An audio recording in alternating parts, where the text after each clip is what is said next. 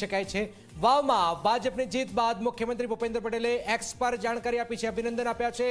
સ્વરૂપજી ઠાકોરને અભિનંદન આપ્યા છે। મુખ્યમંત્રીએ ભાજપની વિકાસની રાજનીતિ પર મોહર લાગી ચૂકી છે। વાવમાં ભાજપને જીતાડવા બદલ જનતાનો આભાર। મુખ્યમંત્રી ભૂપેન્દ્ર પટેલે એક્સ પર આ જાણકારી આપી છે। પેટા ચૂંટણીમાં જીત બદલ સ્વરૂપજી ઠાકોરને અભિનંદન આપ્યા છે। 2353 વોટ, શાનદાર છેલ્લે મુકાબલો અને આખરે જીત 22-23માં રાઉન્ડમાં જબરજસ્ત કમબેક અને આખરે જીત થઈ ભારતીય જનતા પાર્ટીની। પેટા ચૂંટણીમાં જીત બદલ સ્વરૂપજીને અભિનંદન। ભાજપની વિકાસની રાજનીતિ પર જનતાએ મોહર મારી છે।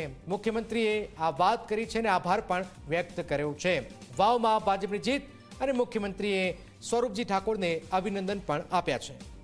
આપ જોઈ રહ્યા છો સ્વરૂપજી જીત બાદ તમામ જે કાર્યકર્તાઓ છે ખુશીની માહોલ છે, ખુશીનો માહોલ છે ને તમામ જે કાર્યકર્તાઓ છે, કારણ કે 17-22માં જે કોંગ્રેસનો સૌથી ખરાબ પરફોર્મન્સ હતું એમાં પણ વાવની બેઠક પર ગેનીબેન 15,000ની આસપાસ અહીંયા જીતી જાય છે, પણ અહીંયા સ્વરૂપજી જે છે એમનું નસીબ ગાંધીનગરની અંદર લખાયેલું હતું અને એ 22માં ના ગયા તો હાલમાં જઈ રહ્યા છે 24ની અંદર। તો આપ જોઈ રહ્યા છો કે રાજનીતિની અંદર બધું શક્ય છે।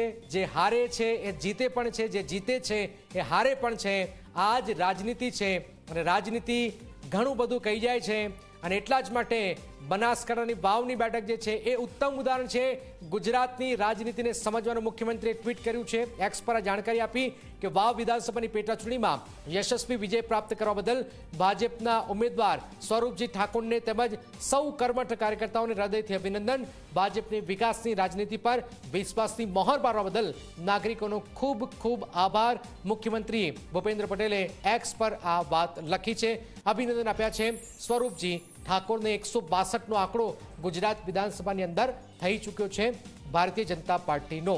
મુખ્યમંત્રીએ અભિનંદન આપ્યા છે સ્વરૂપજી ઠાકોરને।